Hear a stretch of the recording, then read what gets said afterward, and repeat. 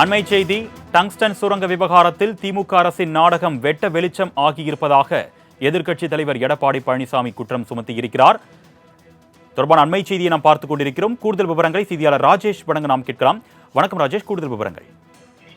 வணக்கம் அருணேஷ். டங்ஸ்டன் விவகாரம் தொடர்பாக மத்திய அரசு வெளியிட்டு இருக்கக்கூடிய விளக்கத்தில் திமுக அரசின் பொய்களை நாடகங்களையும் வெட்ட வெளிச்சமாக்கி இருக்கிறது என்று அதிமுகவின் பொதுச் செயலாளரும் தமிழக எதிர்க்கட்சி தலைவருமான எடப்பாடி கே பழனிசாமி தனது எக்ஸ் தளத்தின் வாயிலாக தமிழக அரசுக்கு கண்டனத்தை தெரிவித்திருக்கிறார்.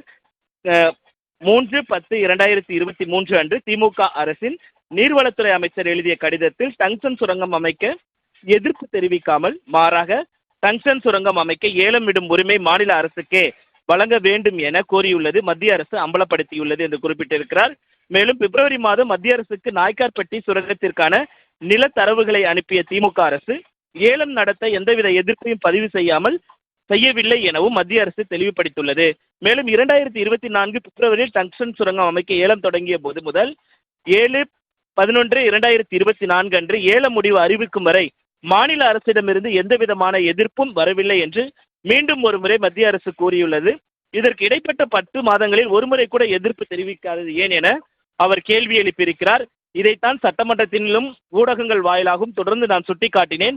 10 மாதங்கள் என்ன செய்து கொண்டிருந்தீர்கள்? அரசாங்கம் தானே நடத்துறீங்க என்று திமுக அரசை நோக்கி நான் கேட்டுக்கொண்டே இருந்தேன். ஆனால் இதுவரை எந்த பதிலையும் சொல்லாமல் சட்டமன்றத்தில் என்று அமைச்சர் பதற்றத்தில் பேசியும் முதலமைச்சர் மடைமாற்றும் அரசியலுக்கு மட்டுமே செய்து வந்தனர். தூங்குபவர்களை எழுப்பலாம், கும்பகர்ணன் போல தூங்குபவர்கள் நடிப்பவர்களை எழுப்ப முடியாது என்றும் உண்மை மீண்டும் அம்பலப்பட்டு இருக்கிறது. மேலூர் மக்களுக்கு திமுக அரசு இழைத்துள்ள இந்த மாபெரும் துரோகத்திற்கு திராவிட மாடல் அரசுக்கு எனது கடும் கண்டனம் என்று அவர் அந்த எக்ஸ் தளத்தின் பதிவில் குறிப்பிட்டிருக்கிறார். அருணேஷ், உங்களுடைய விரிவான தகவல்களுக்கு நன்றி ராஜேஷ்.